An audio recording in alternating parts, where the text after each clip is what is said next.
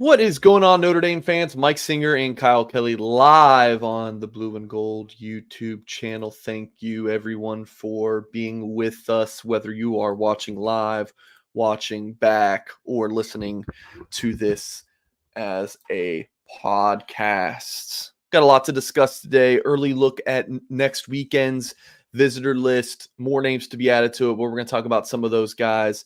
And then some other Notre Dame topics and debates on the recruiting front. Kyle, what's going on?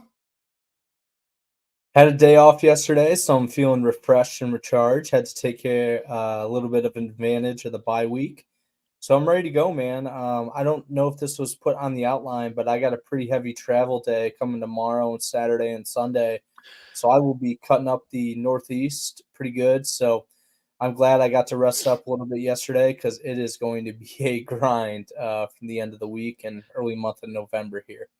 Jay Carr, Jason, Connor, see you guys in the chat. What's going on?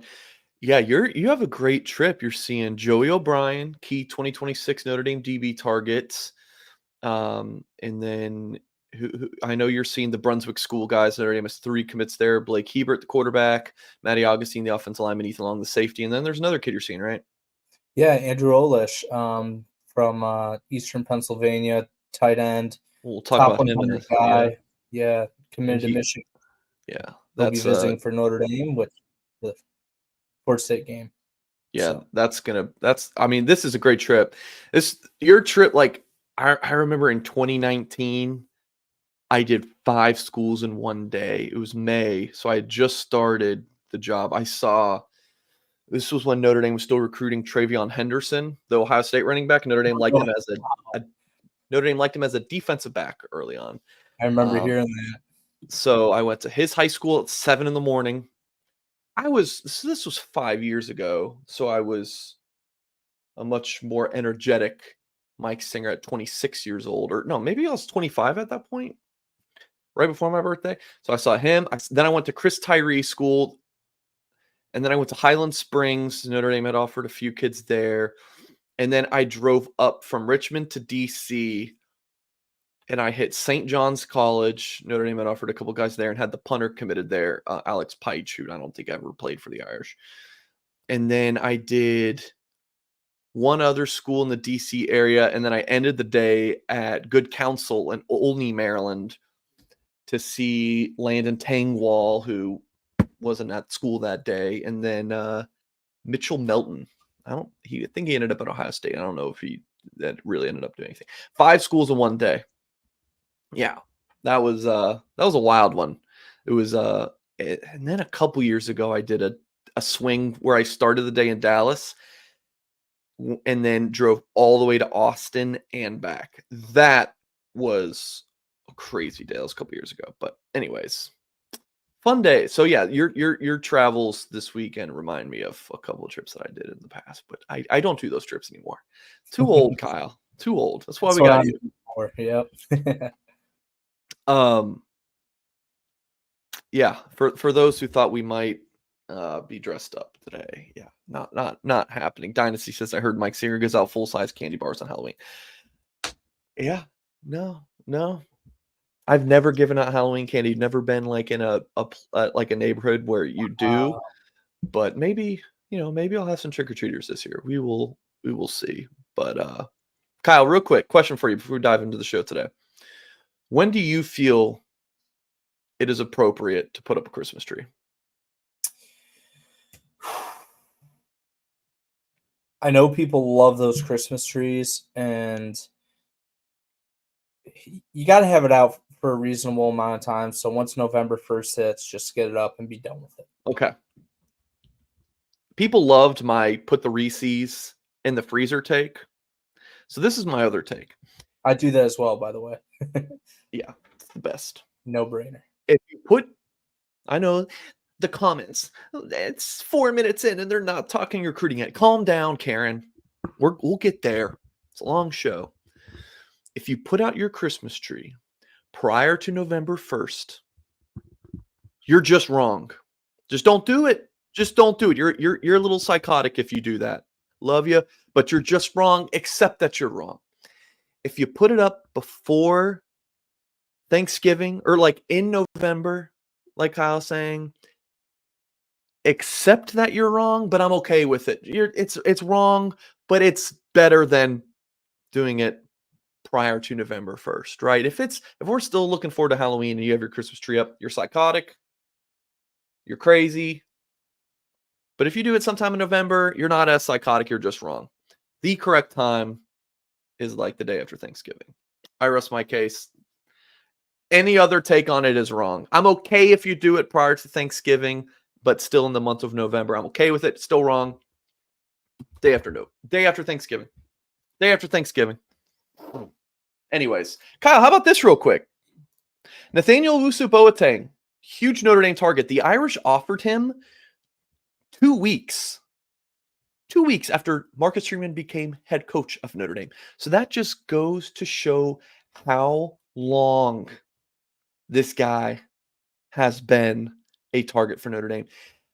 Looks like he's announcing his commitment December 4th. That just happens to be National Signing Day. Going to Michigan this weekend. I think he still has an official with Texas. Is that right, Kyle? Nod? And then he's going to Notre Dame next weekend for an unofficial visit. So I have been like, Notre Dame has been optimistic. I personally have been like, I just don't see it. These kind of last minute commitments to signing day where, recruits taking all these visits, and I just usually don't feel like it happens for Notre Dame, but maybe this is the one that does. I don't know. But Nathaniel Usu-Boateng, huge Notre Dame linebacker target, announcing his commitment on signing day.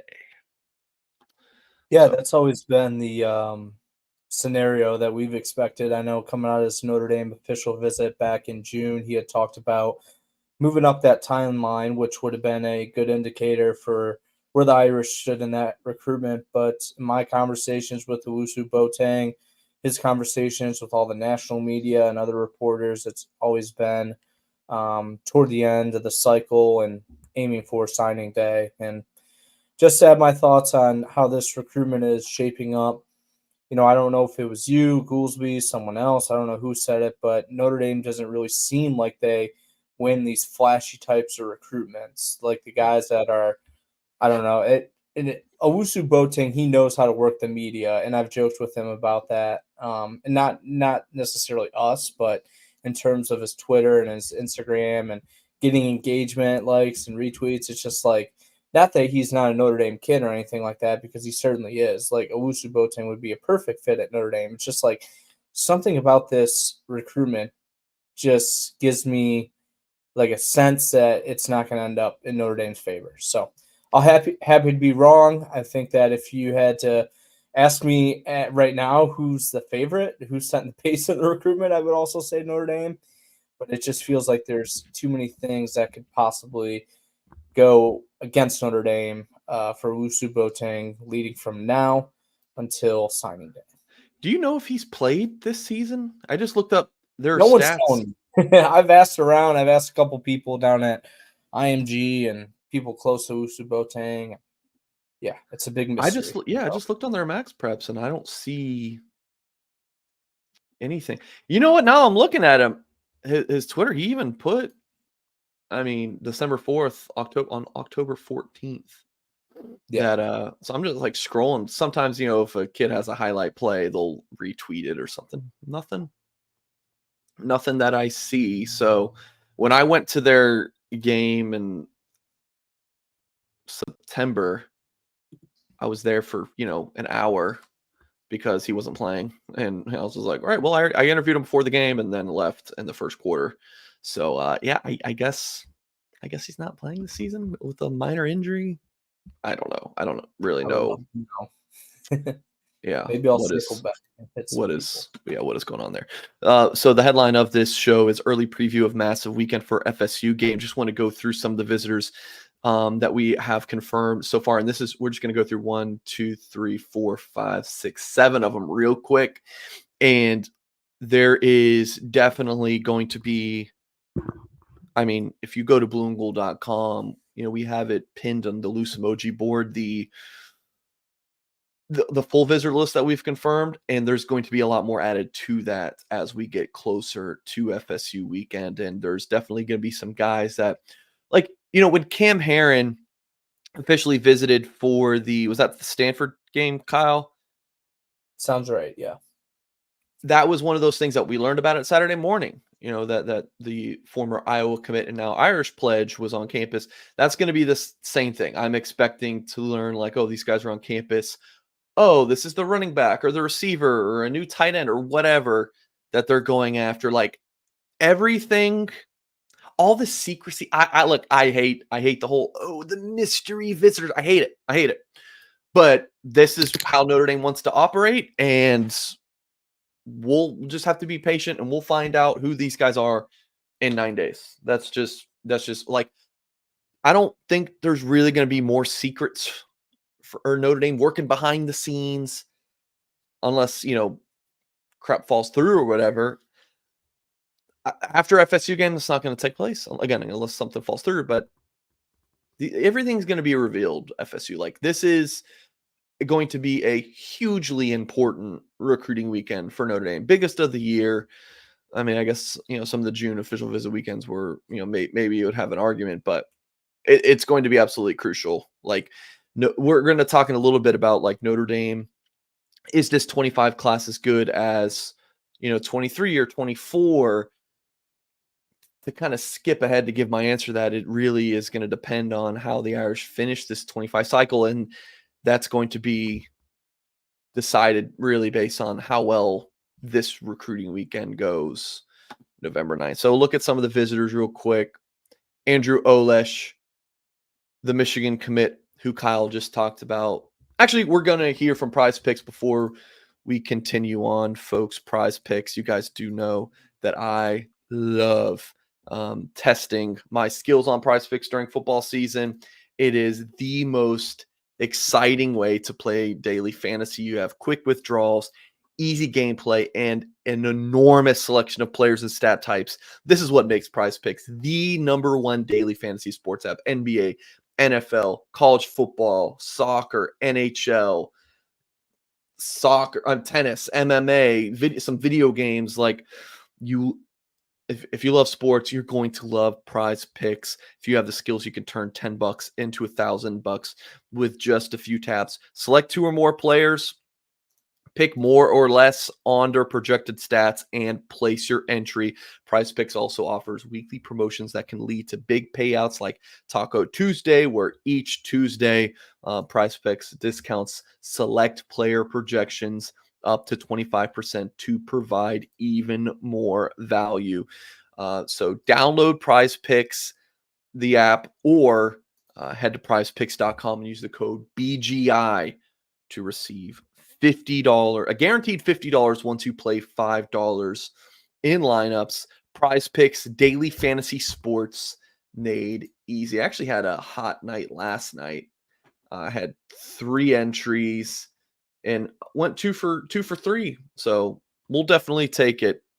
Hit a couple of NBA entries that we're excited about, and we don't need to worry about the one loss. So again, folks, Prize Picks, daily fantasy sports made easy.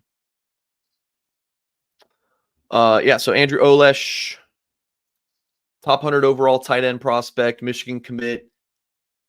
Official visit next weekend. You got Owusu Boateng, who we just talked about, the top 100 overall. Well, I guess he's not top 100 according to the on-3 ranking anymore, but ESPN Rivals 5-star prospect. Rivals loves Boateng. I don't know how you can rank him as a 5-star prospect when he hasn't played it down as a senior. It's like, how do you see that progression? But quite the difference in On3 and Rivals rankings there. But regardless, Wu is this is, of course, the younger brother of Jeremiah Owusu-Koramoah. Another official visitor, Jalen Wiggins, Tallahassee James Rickards. He is the prospect we have in the thumbnail of this video. Florida commits. Florida's, they're not having a great season. Brutal schedule, but Gators, they're 4-4 or something right now. He's a local kid for Florida State. Florida State's down. So Notre Dame looking to get into the mix here. I mean, they are in the mix. Getting them on at campus for an official visit, I wouldn't be surprised if Jalen Wiggins ends up in Notre Dame's class. And then a few 2026 prospects of note real quick. Thomas Davis Jr., his father was a longtime Carolina Panthers linebacker. He's in the 2026 class. Matthews, North Carolina, Weddington High School, another big Notre Dame target in the 26 class. He's a linebacker prospect along with Tank King in the 26 cycle. Nation's number 261 overall player, number 20 linebacker. From Port Arthur, Texas Memorial. He saw Notre Dame knock off Texas A&M several weeks ago. Another big target for the Irish. And here's another player who saw that game. Connor Salmon from Virginia. Speedy wide receiver, 6'1", 190 pounds, another four-star prospect. He's going to get his first Notre Dame game day experience. And then DeSephon Walker, Kyle will probably correct me on that pronunciation, top 100 overall player in the 26th class, big-time running back from Raymore, Missouri. First visit, I believe, for Walker at Notre Dame. So another – I mean, it's just like this is the star-studded weekend for Notre Dame. We talk about this all the time. When you have one night game on your home slate, that's going to bring up the visitors. I mean, Notre Dame had been working on the FSU recruiting weekend all summer long to bring in. I mean, that's the marquee game. Notre Dame, Florida State. Now, Florida State's terrible, but that's still the marquee recruiting weekend for Notre Dame because it's FSU and it's a night game. So, Kyle, thoughts on the importance of this recruiting weekend for the Irish? Yeah, it's critical. This is going to determine the outcome of the 2025 recruiting class and how it finishes. I'm sure that there might be a 25 target or two on campus for the Virginia game the following week, but Notre Dame's eggs are entirely in the FSU game basket. It's in prime time. Prime time game, which makes it a lot easier for a lot of the recruits that are out west or maybe not as centrally located to South Bend to get in for that game. It gives them that Saturday morning to travel and get up to campus in a timely manner. And like you mentioned all these guys, and there's a couple thoughts in terms of the guys that I know are visiting, and kind of my thought piecing that together, so to speak, is that there's still a lot of guys that they're working on to try to get to campus. There are a handful of 2026 guys that are highly coveted by Notre Dame that I've talked to this week, probably even more than a handful that, they're still considering getting up to campus. Plans just haven't been finalized. And then in the 25 class, they're still working overtime to get guys like Derek Meadows and Madden Faremo, Notre Dame's two top targets, on campus for that Florida State game. Neither of those visits, to my understanding, are completely locked in, but I think it's trending in the direction of those guys returning.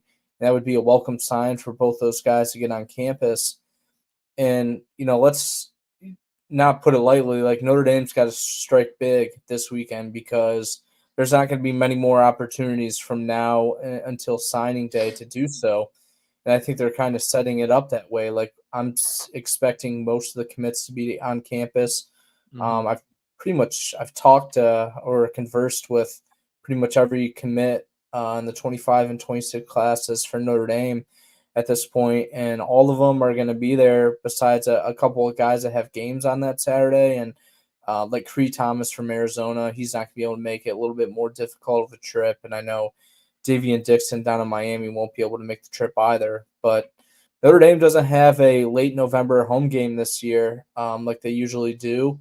It's only not that those late November home games are ever really meaningful, like recruiting weekends for the high school senior class targets. Usually that's when a lot of the like sophomores and underclassmen, like the Pot of Gold Day guys, make it to campus, some of the future targets.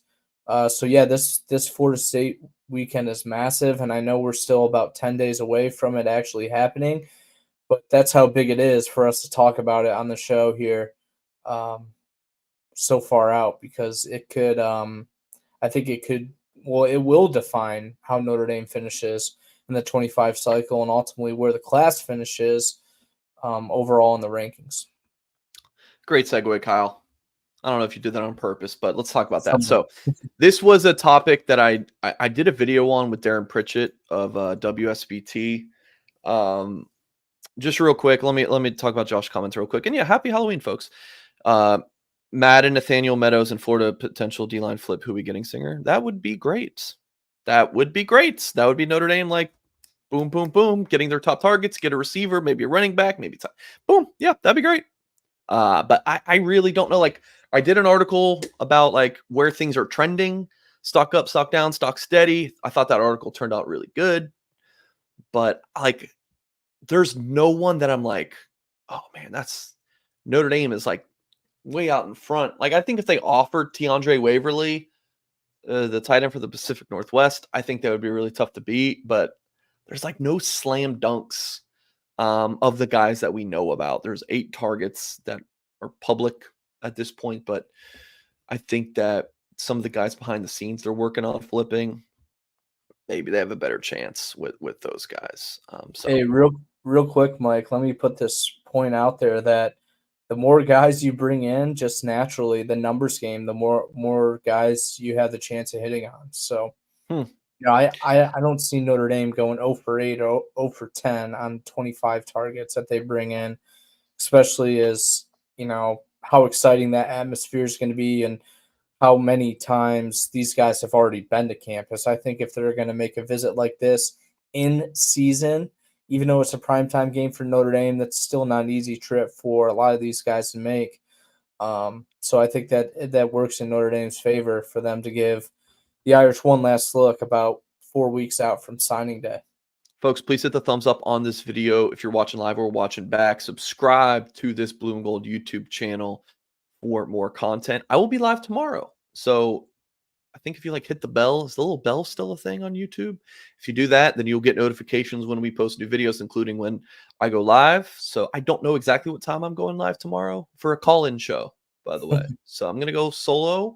I haven't done a call-in show for a few weeks, but we are going to do one tomorrow. So definitely plan to tune in. So make sure you subscribe to the YouTube channel. If you're listening via podcast, please leave us a 5-star review wherever you listen to the podcast. Josh also asked, is Madden wait until after the SCND game to make decision? I do believe he's going to that game. And I think if you're Notre Dame, you might even prefer that he waits until after that game if like you're feeling confident that you're going to go win that contest. But I was told late November is what he's currently looking at. He's just tough decision for him. So he's just kept pushing this back. He's not beholden to any timeline. Like he can do whatever he wants. So he's not ready. So he wants to push things back, and he has every right to do so. So like I said, I talked about this in a video with Darren Pritchett. How does the 25 class compare to Notre Dame's 23 and 24 recruiting cycles? And I kind of went all over the place on it, Kyle. But to me, the 25 class, it's the national rank is 3 spots lower right now. And like I mentioned earlier in the show, it really depends on how Notre Dame finishes. But if we're just going to say, like, as things stand right now, it's pretty darn close to the 24 class. Like, the class rank, again, it's 3 spots lower. The class score for 24, which we can get into really what that means another time. It's lower, but like to me, you have the caveat this class isn't finished. So if you land like a Farimo or you flip an Olesh and a Wiggins, that's going to move up. So, but I think for the discussion of this though, it's pretty darn similar between 25 and 24, but 23, even though the class score was lower than 22 and the national score was a good bit different, I always thought 23 was the best class that Freeman signed. Just look at this. Charles Jagasaw, stud. Jeremiah Love, stud. Drake Bowen, stud. Christian Gray, stud. Jaden Greathouse, stud. Jaden Osbury, stud. Boubacar Traore, Cooper Flanagan, Adon Schuler. Sam Pendleton, like 23 class. Remember, these guys are just sophomores. KK Smith, just sophomores. And you can already go through it and be like, impact, impact, impact, impact, impact guy. And they're just sophomores. 23 class. I remember talking to Notre Dame source, and it was like the 23 class is it. Like, this is the class that's going to bring us a national championship. Now, if Notre Dame's going to win a national championship remains to be seen. But it was like, man, 23 class, and you combine it with some really good pieces in the 24 class. Plus, hopefully, CJ Carr being the guy to take them there at the quarterback position. So, a long way to say for me, Kyle, 25 class at 24, kind of splitting hairs. Maybe 24 is a little bit better, but 25 still has room to improve depending on how they finish this class. But the 23 class is it's just head and shoulders. Maybe not head and shoulders, but it's definitely better.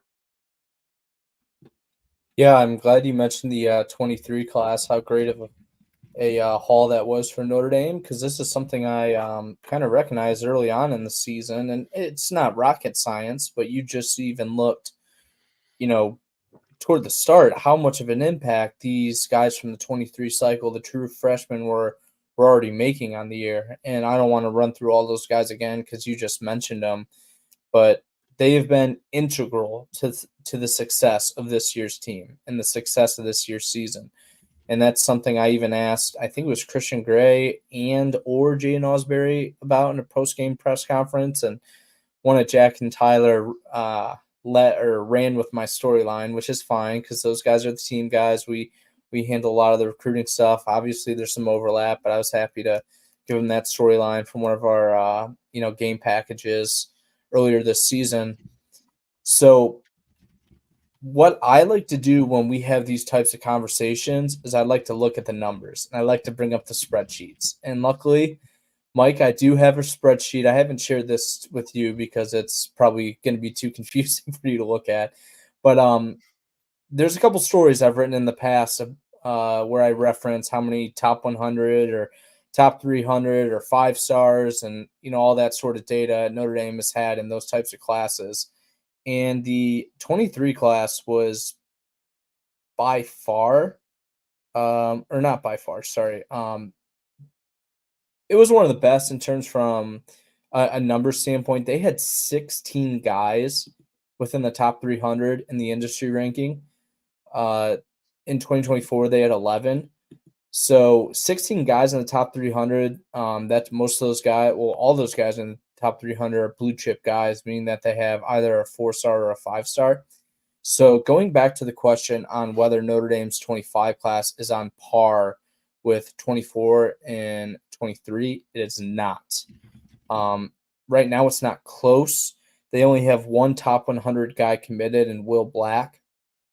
In the previous 2 cycles, in terms of top 100 guys that they had per the industry ranking, was 4 last year and 2 the year before in 2023.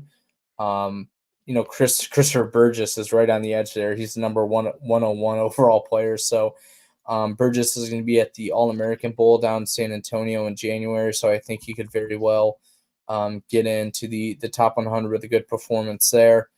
And then in terms of the top 300 guys in 23, they had 16, as I mentioned. In 24, they had 11, and right now they have 9. Yeah. But I think that kind of probably something you talked about with Darren. I think there are some guys that could get into the top 300. One of those guys being Dom Hulak, who on 3 already considers a non-300 player. I'm trying to think, Joseph Reif is a non-300 player, same with Cameron Herron. So all these rankings I've been referencing are just according to the On3 industry ranking, which measures the 4 primary recruiting media services: ESPN, Rivals, 24/7 Sports, and On3. So the other thing that is where Notre Dame is lacking right now in the 25 class is the number of 5 stars. They've been able to sign, I think, at least one 5-star, at least according to On3. Every year during the Freeman tenure, all those guys have been offensive linemen. You said Purchased on 3. Yeah, I don't think they've had any industry 5 stars during the Freeman era. So let me see. 22, I think Snead was, but then someone reclassed. There's Look at this is such crap.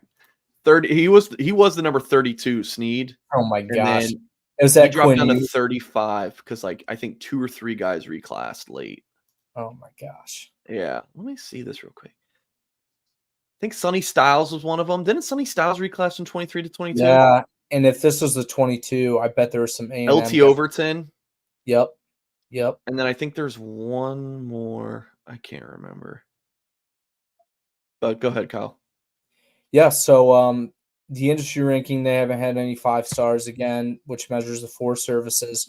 But in terms of on 3, their 5 stars have been Charles Jagusaw in 2023, 2024, that was last year, so that was Kirby Lambert, and then, how about this? Will Black being I'm sorry, On 3 did rank him as a 5-star though, like Oh, Sneed. Jalen Sneed? Yeah.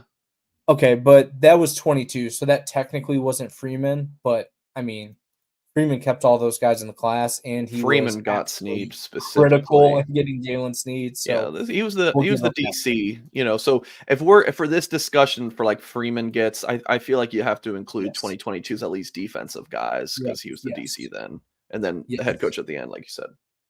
Yeah, and when I've kind of written stories about the rankings and things like that in the past and had to reference them, I always do give Freeman the credit in the 22 cycle for holding a lot of those guys and keeping them in, and especially building that defensive class. So, and as I was kind of saying there before I got interrupted, but no, I'm kidding. We're having a good conversation here, but I don't think we talk about enough how On Three has Will Black as the number 2 Yeah, overall player in the country.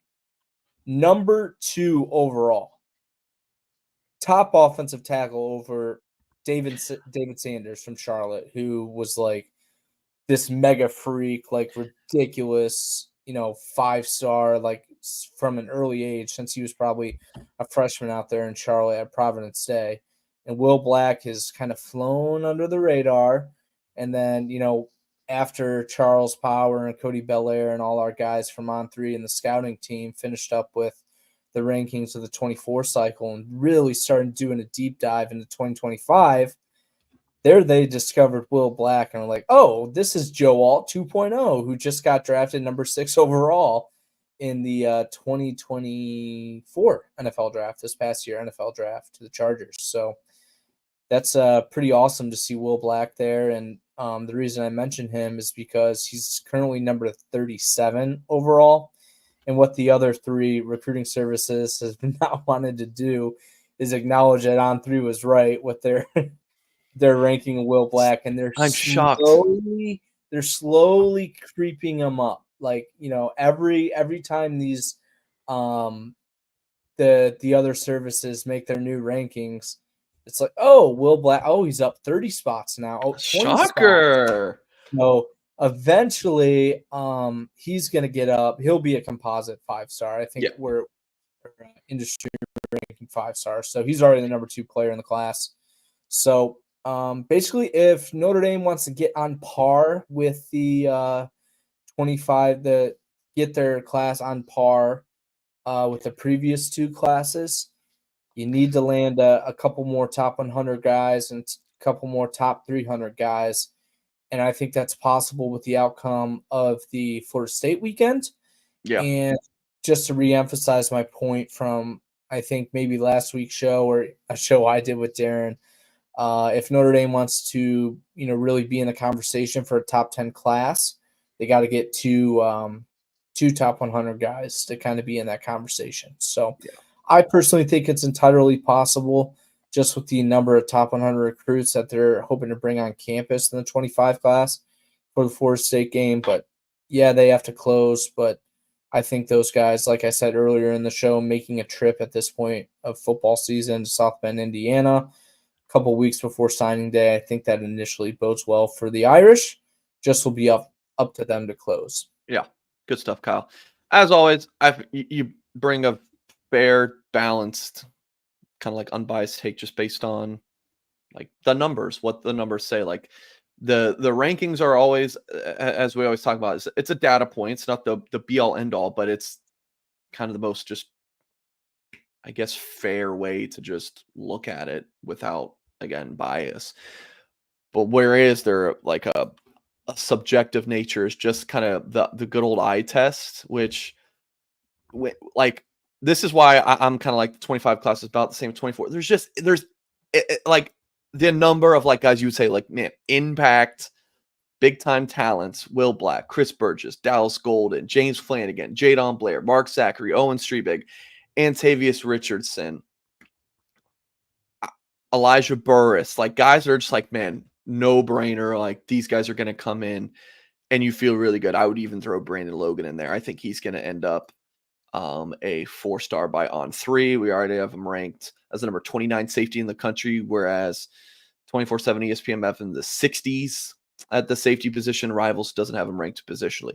So like Brandon Logan, he's going to end up as a 4-star. I actually feel pretty confident. You watch if he's on Notre Dame's football roster next year, he'll be a contributor. Ooh, you watch. Like he'll play nickel or something. He's a good player, man. I mean, it's just like there's some guys that are just cut different. You know, some guys that are just good at everything. Like Mike, I don't know if you knew any of these people growing up, or you know, maybe you were one of those people yourselves. But there's some people that just every single thing they do, even school, you know, they're just great. They're above the cut with everything else. And Brandon Logan's one of those guys. Like, guy could be a big time MLB draft pick, and you know he's also a stud on the football field. Like Notre Dame gets him on the football roster, man. I think he'll be a big time contributor.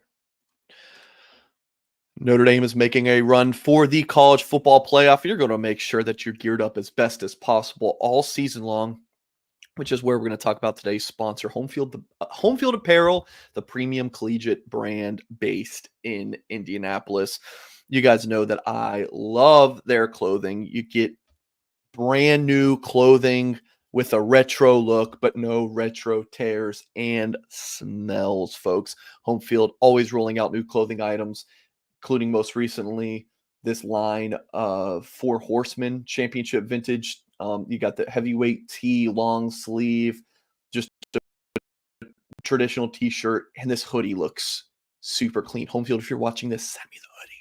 I want this hoodie. It's beautiful. Unique stuff, folks. You get like this classic pullover that looks fantastic and the coach's jacket. Like you're just not getting new clothing items that look like that have this same unique design. And if you have friends that are fans of another school, guys, if you're watching on YouTube here, look at the amount of schools. Ferris State. I mean, they have Ferris State t-shirts in a hoodie. Like I'm telling you guys, no one's touching HomeField with like the retro designs. So cool. Use the promo code BGI, which is good for 15% off your first order with HomeField. Again, folks, code BGI, 15% off your first order with HomeField.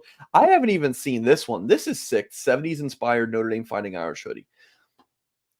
Quality material. It's going to last you a long time. Fits pretty true to size as well. I would say they run a little long, but fits very, very well. Check out HomeField and gear up for an exciting season. And it's going to last you a long time because this is good quality stuff. Yeah, stuff's fire. Stuff's fire. I got several HomeField.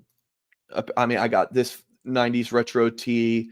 I got this Wake Up the Echoes tee. I'm rocking HomeField all the time these days. All of the time. Kyle, wanted to move to discussing commits who are standing out this season. You do a tremendous job with the commit tracker at Blue and Gold, looking at the stats and everything. I want to ask you about a couple guys specifically. It seems like Jerome Bettis Jr. is having a great season. Of course, the son of the bus. In 9 games, not a ton of receptions. 21 right through 9 games, not a lot. 466 yards, though, and 5 touchdowns. And then at his safety spot, 36 tackles, a TFL, a pass breakup, 2 picks, 2 forced fumbles. Jerome Bettis Jr. seems like he's having a really nice senior season at Woodward Academy in Atlanta. He is. It was so like you said, I do the commit tracker every week, and I wonder if I can share my screen and just show everyone what it looks like. I Oh, don't I have got my you. I got you. I got you. Okay. I don't have my second monitor. So basically what I do each week during the season is recap how each Notre Dame commit and their teams fare on Friday nights. And so with that, I kind of formulate a working knowledge on how the teams and the kids are doing from week to week. And early on in the season, Woodward dropped a couple games. And they played some pretty tough opponents. That was part of the deal. I think they played the school that Julian Lewis was at, and they Carrollton. lost. Yeah. And Jerome kind of got off to a little bit of a slow start, but he's been outstanding ever since. And you mentioned his stats. Yeah, he's getting it done on both sides of the ball. And I know that some people in the class are down on Jerome Bettis, but hey, man, like he can play football, he can play in the FBS, he can play Power Four. So I'm not worried about it. But the one guy, oh, go ahead. Yeah, I just want Dylan Faison and Elijah Burris. I want to hear from you on too.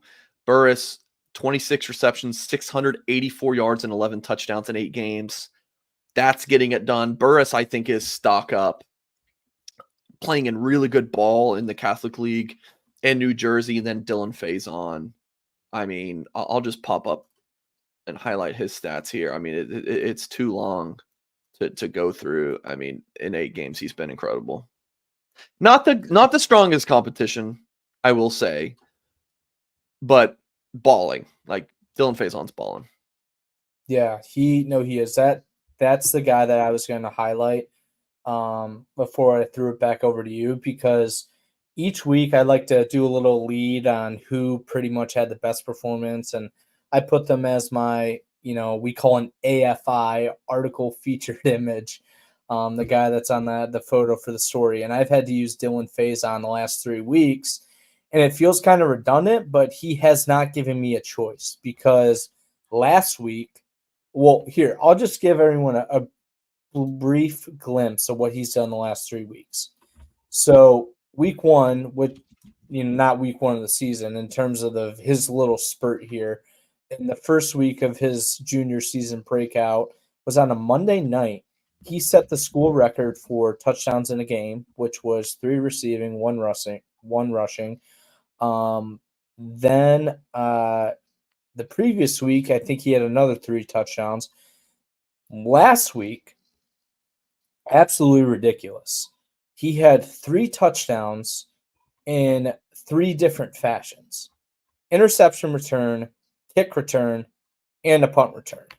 And then he had, like, I think I'll just bring up the stats to make sure I have it correct here.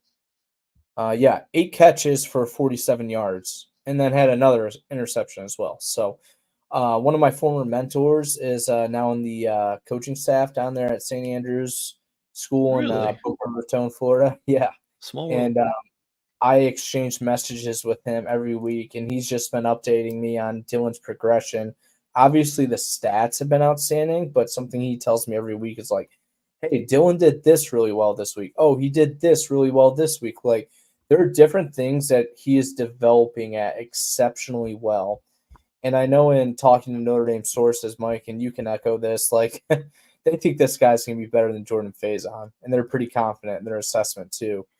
And like I've heard that, and by the way, this part of the source info is not something I've gotten from the Boca Raton St. Andrews School, anyone associated with that program, but I've just heard and talking to different people that like some big time Power Four schools have really kept a close eye on Faison and been interested in recruiting him, but he pretty much committed to Notre Dame on the spot. He's been all Notre Dame all the way, so he's had a great season. And you mentioned Elijah Burris. That was the one guy that I wanted to touch on as well, just because he has another big-time commit on his team at Ohio State. I forget the kid's name now. I want to say Desi Jones, but that might be the Ohio State cornerback commit on his team.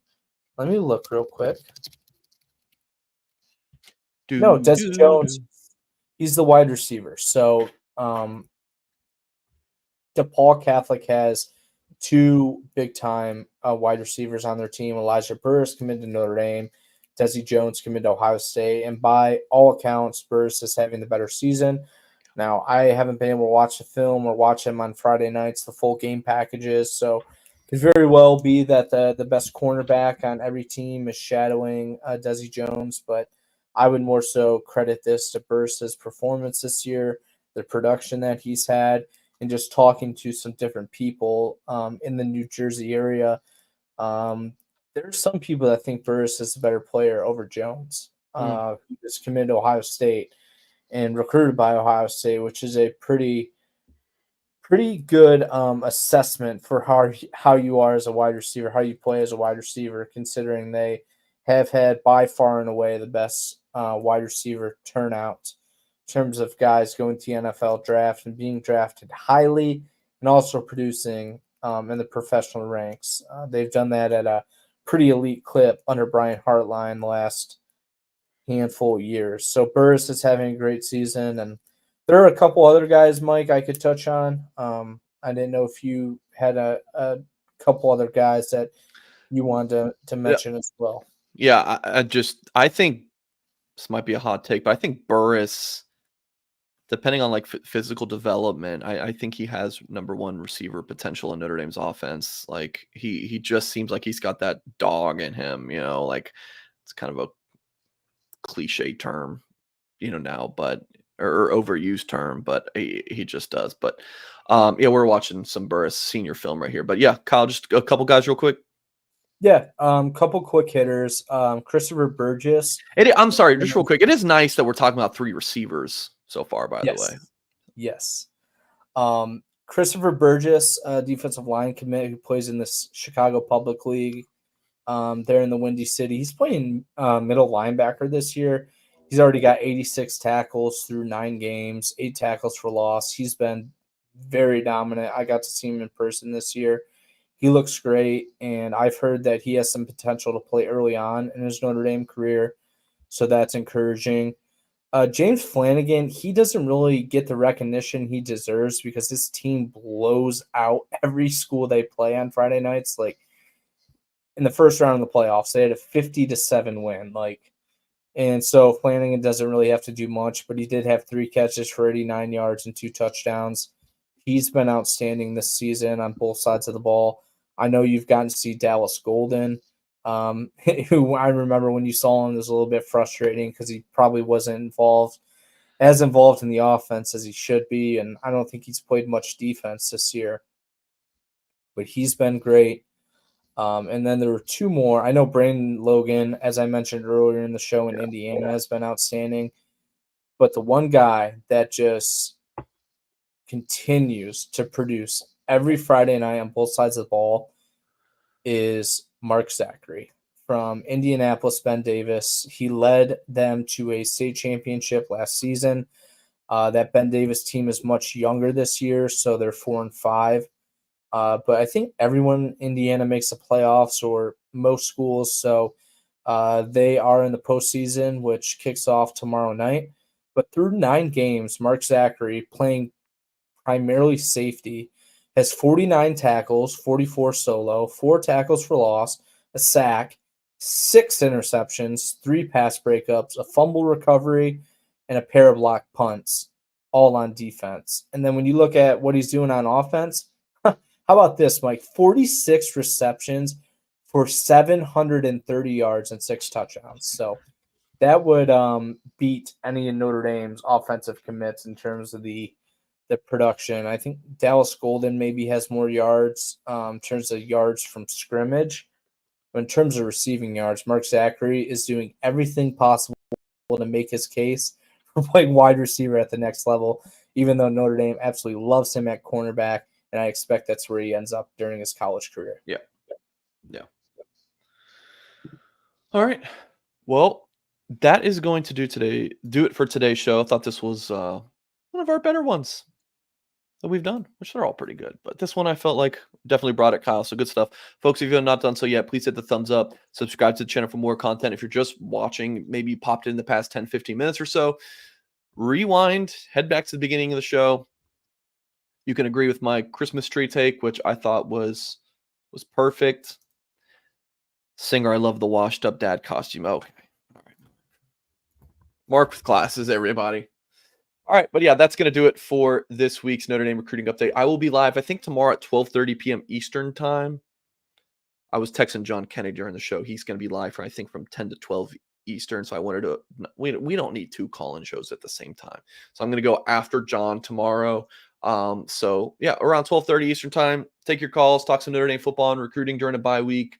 And yeah, our next show after that, I don't think I'll end up doing a Goolsby show Sunday. We'll see if he texts me and he really wants to do one. We might do one Sunday night, but otherwise, the next show after the call-in show tomorrow will be next Tuesday night with Tim Hyde. So again, that's going to do it for. It's not Reese's. It's Reese's. I don't care.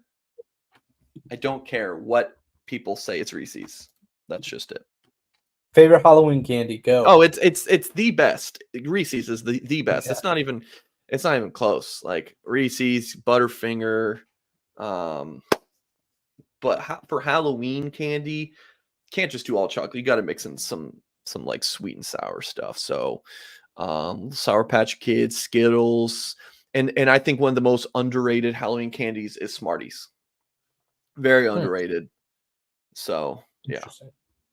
You? I'm with you on the Reese's. I think that's by far the best, like chocolatey one. But if we're getting away from chocolate, the one thing I love is, I don't know if you know those like little Twizzlers they have in those little Twizzler packets. It's not like the real hard like licorice that you get, like, you know, that comes in like the the little bite-sized ones. Yeah, the little bite size. That's the perfect way to put it. The bite-sized Twizzlers, like, All in the clear packaging, and yeah, I like those. Are delicious. So big fan of those. Yeah, hard to go wrong. Hard to go wrong unless you get an apple. No one likes that. But all right, folks, make sure you hit the thumbs up if you have not done so yet. And as always, we will catch you next time.